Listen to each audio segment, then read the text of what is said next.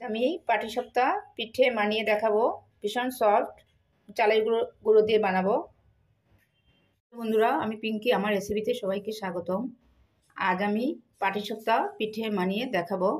তার জন্য নিয়েছি একটা বাটি। আমি এই পাটিসাপটাটি চালের গুঁড়ো দিয়ে বানাবো, সেই জন্য আমি এখানে 2 কাপ চালের গুঁড়ো নিচ্ছি। প্রথমে 1 কাপ দিয়ে দিলাম, তারপর আরেক কাপ দেবো।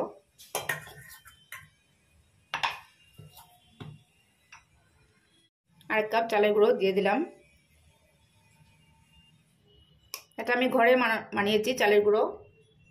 চালটা আমি 2 ঘন্টা ভিজিয়ে রেখেছিলাম, তারপর জল ঝরিয়ে শুকিয়ে মিক্সিতে গ্রাইন্ড করে নিয়েছি।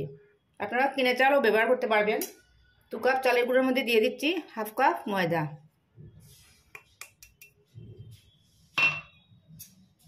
এবারে ভালোভাবে মিক্স করে নিচ্ছি।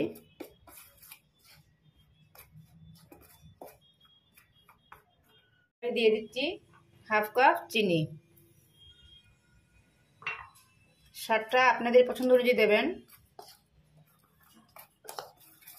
দিয়ে ভালোভাবে মিক্স করে একটি পাতলা ব্যাটার রেডি করব।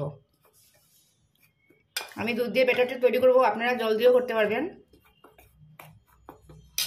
অল্প অল্প দুধ দিয়ে একটি ব্যাটার তৈরি করব।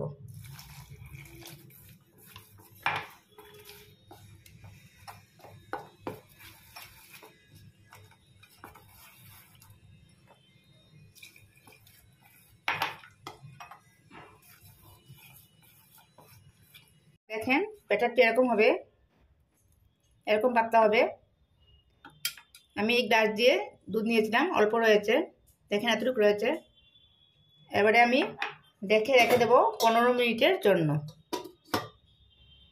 আমি আগে থেকেই পুরটা বানিয়ে রেখেছি গুড় ও নারকেল দিয়ে।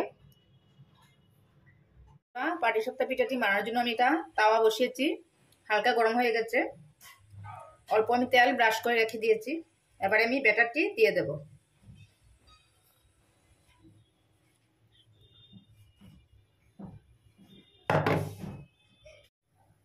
এবারে অল্প স্প্রেড করে দিচ্ছি। এবারে আমি এই সাইডে এক সাইডে আমি এই নারকেল ও গুড়ের পুরটি রেখে দিলাম। এবারে আমি ভাঁজ করে নেব।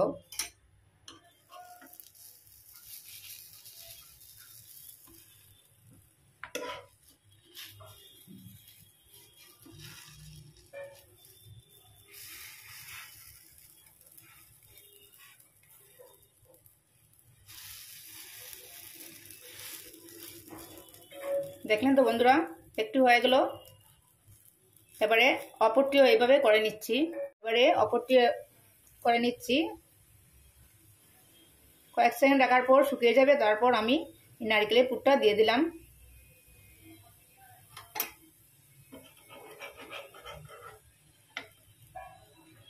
এবারে আমি ভাঁজ করে নিচ্ছি।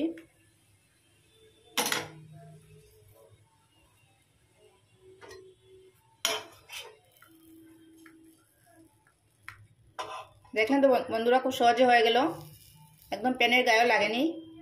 এভাবে বাকিগুলো আমি করে নিচ্ছি। পিঠেগুলো রেডি করে নিয়েছি। দেখেন আজকের পিঠেগুলো কেমন লাগলো, আমি একটা কেটে দেখাচ্ছি কতটুকু সফট হয়েছে। দেখেন বন্ধুরা,